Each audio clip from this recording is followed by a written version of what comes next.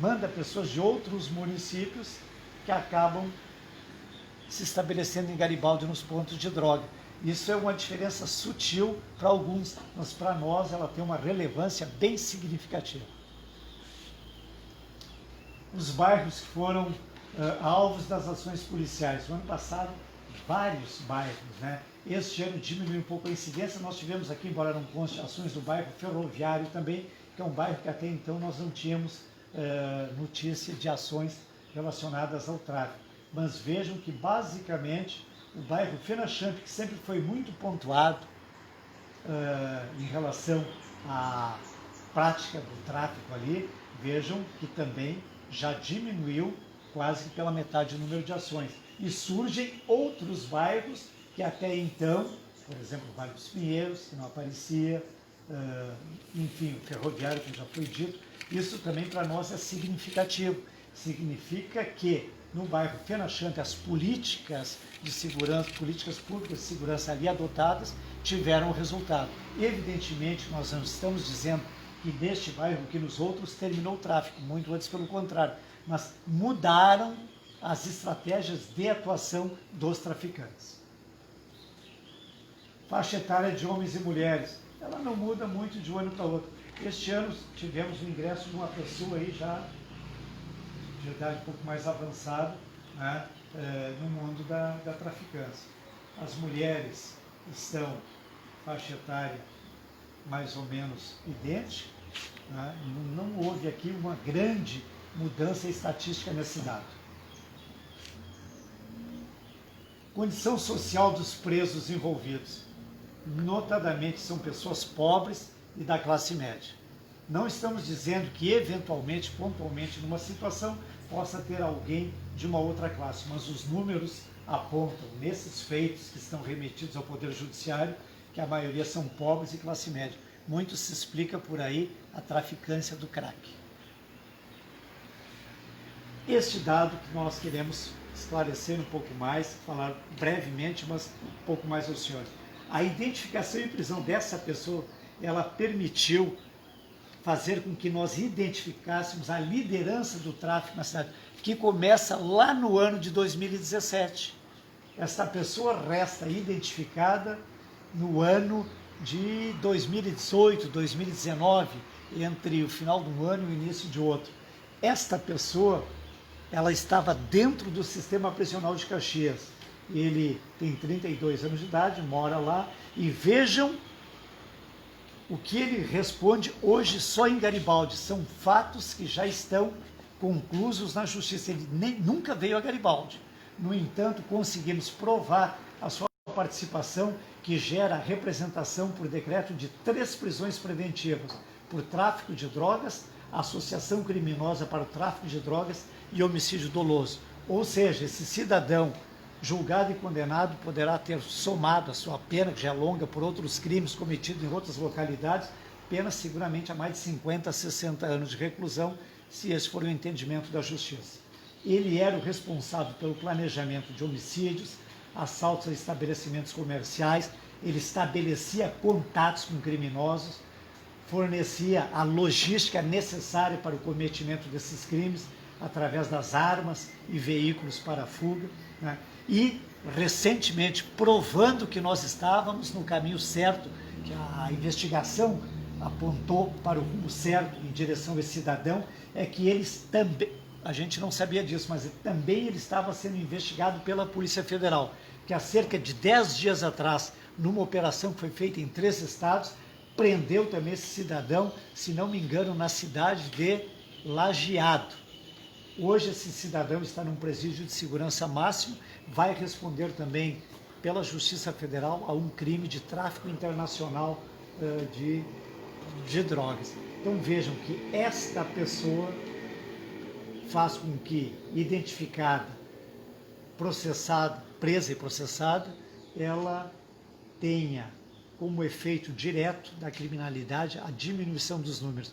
Evidentemente que ele representava uma facção.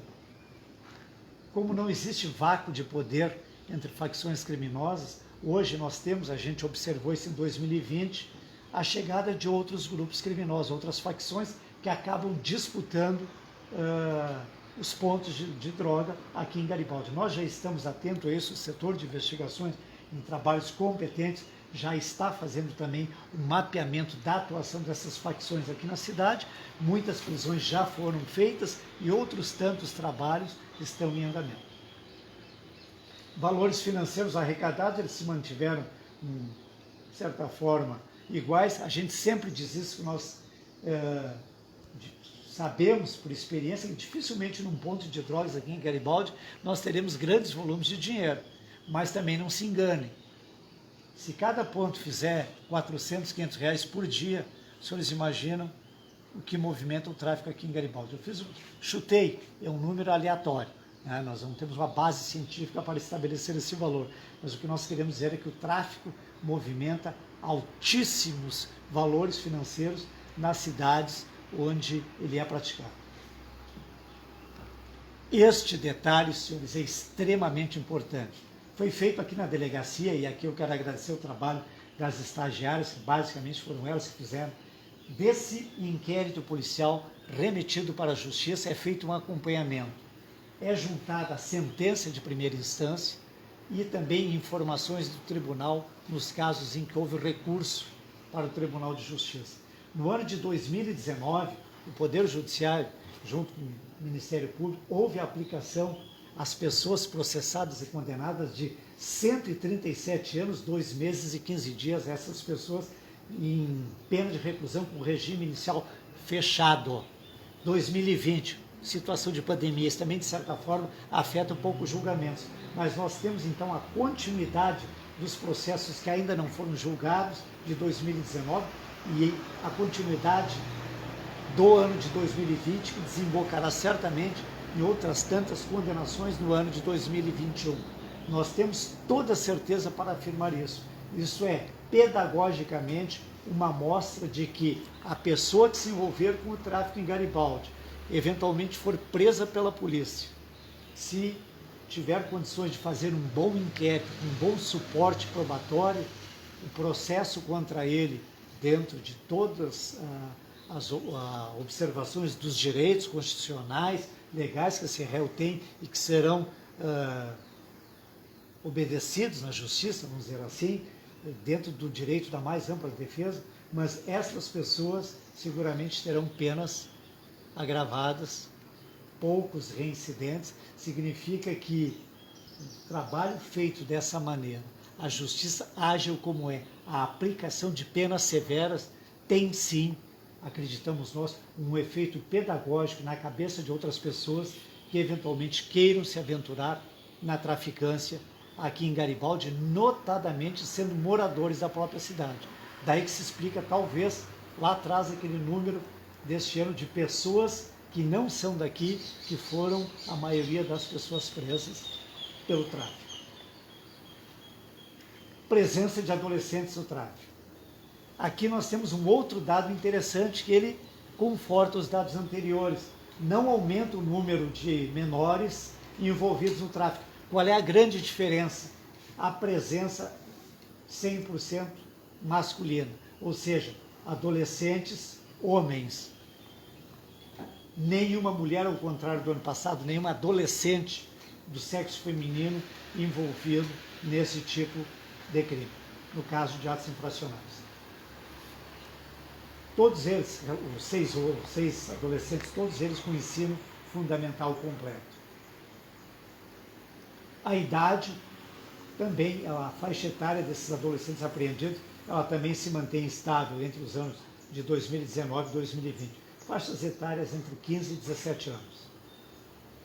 Todos residem em Garibaldi. Os bairros aqui também, por isso que é importante fazer esse trabalho de estudos, de dados estatísticos ao final de cada ano. Isso aqui para nós tem uma significância muito interessante para quem trabalha com investigação.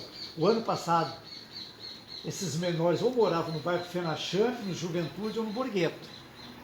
Este ano, eles ou moravam no São Francisco, não aparecia aqui, Vale Verde, não aparecia Centro, não aparecia Chácara. Vejam os senhores que são todos os bairros em que eles moram, nenhum deles repete os bairros do ano passado. Isso é interessante. O tráfico e sua participação aos adolescentes infratores, ele migrou de bairros. Claro que nós estamos atentos a essa nova situação. Apreensões. No ano de 2019, a presença das drogas sintéticas, crack, nesses pesos, drogas sintéticas, metileno, dióxido, metanfetamina, como se diz, o haxixe, que até então nós não tínhamos registrado operações aqui, quase 2,5 kg de maconha e umas 150 gramas de cocaína. Vejam, senhores, isso em 2019, com 18 inquéritos, se não me engano. Vamos passar para 2020. Continua a apreensão de êxtase, mais ou menos em patamar semelhante, aumento significativo da quantidade de crack. Aqui os senhores podem multiplicar essas 414 gramas no mínimo por 5. Em média, de cada grama de crack dá para fazer 5 pedras. Então veja o número de pedras que em tese se tinha de circulação com essas apreensões. Continua também as drogas sintéticas, LSD, que não é comum, registramos. Isso aqui já é para um outro tipo de público consumidor. Agora vejam, maconha, mais de 2 quilos, e cocaína, um aumento substancial, quase 400 gramas, que isso também, lá adiante nós vamos explicar o porquê do aumento da quantidade de drogas apreendidas. Queria dizer, antes de entrar no cartório da mulher, que essas operações que foram realizadas, elas têm uma ligação com os desdobramentos desse trabalho, mas nós faremos então, lá adiante, para falar de 2 operações pontuais na área de tráfico, nós falaremos então, para ganharmos tempo, sobre as quantidades. Eu vou me permitir, adiante, falar brevemente sobre o cartório especializado de atendimento à mulher. Garibaldi já tem um cartório há 10 anos que atende com qualidade, através de um serviço de rede de atendimento do município, do qual a Polícia Civil faz parte, o cartório especializado. Mas além do cartório especializado, hoje nós temos no Rio Grande do Sul a chamada Sala das Margaridas. É uma feliz ideia da nossa querida chefe de polícia, a delegada Nadine, que determinou que nos DPPAs e nas delegacias especializadas, obrigatoriamente, tenha uma estrutura de atendimento às mulheres vitimizadas que se chama Sala das Margaridas. Garibaldi já tem o seu, e muitas delegacias do Estado têm os seus cartórios especializados, mas como nós já tínhamos no nosso cartório uma boa estrutura física de atendimento, nós fizemos uma repaginação, né, uma reformatação, se é que existe esse termo, daquele espaço físico, e hoje atendemos na Sala das Margaridas. Né? Isso, em tempos normais, se não fosse a pandemia, nós teríamos assim umas telas prontas, conteúdos um pouco mais aprofundados, mas por enquanto a gente fala do nome. E passamos a seguir então os dados relacionados à Lei Maria da Penha. Esses dados aqui nós sabemos que são enganosos. Esses são os dados, por exemplo, crimes de lesão corporal, 30 no ano passado, 30 este ano. Nós sabemos que numa situação de pandemia, como nós vivemos agora, evidentemente que este número aqui, que é o que nos trazem a conhecimento, ele é um número que não reflete a realidade. Nós sabemos que é muito mais difícil para a mulher agredida pelo agressor que convive com ela hoje por mais tempo em função das regras de distanciamento social. As pessoas, de outro lado, em termos familiares, elas se aproximaram muito mais, e aí os conflitos também certamente aumentaram na sua incidência, mas existe uma dificuldade de fazer a denúncia e voltar, na maior parte dos casos, ao convívio do agressor. Então, muitas vezes não existe a denúncia formal à Polícia Civil, Brigada, os órgãos de atendimento desses casos. Então, os números são parelhos do ano passado para cá, com esta ressalva. Os crimes das vias de fato, aquele crime em que existe uma discussão, mas não chega a gerar uma lesão. Os senhores podem observar isso quase uma tendência. Certamente este número também não reflete a melhor realidade. 18 casos esse ano, 17 ano passado. Mesma situação das ameaças. Vejam que os dados eles ficam muito similares, né? Existe quase um acompanhamento. 57 o ano passado, 54 esse ano, que chegam ao nosso conhecimento. Evidentemente que o número é muito maior.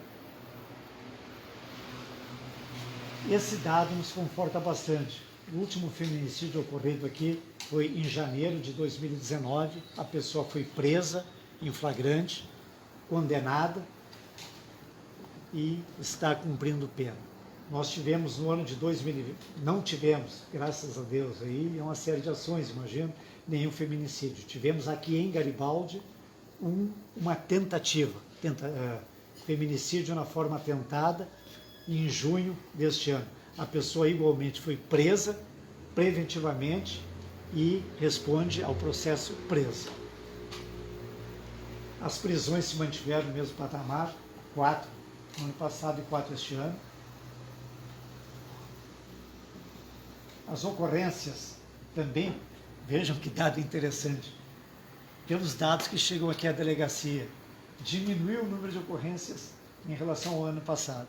Evidentemente, nós sabemos que esse número é enganoso, esse número deve ser o dobro ou o triplo, tomara que não, mas é o que chega ao conhecimento da delegacia, são os números que nós trabalhamos em cima. Evidentemente que os outros serviços de atenção à área da violência doméstica no município, eles estão fazendo a sua parte, tentando, dentro do que é possível, detectar outras situações de vulnerabilidade social ocasionadas no ambiente familiar em decorrência da pandemia e fazendo um trabalho de atendimento a essas famílias, que nem sempre vai gerar um registro aqui na delegacia. Nós queremos, então, antes de fazer esse agradecimento,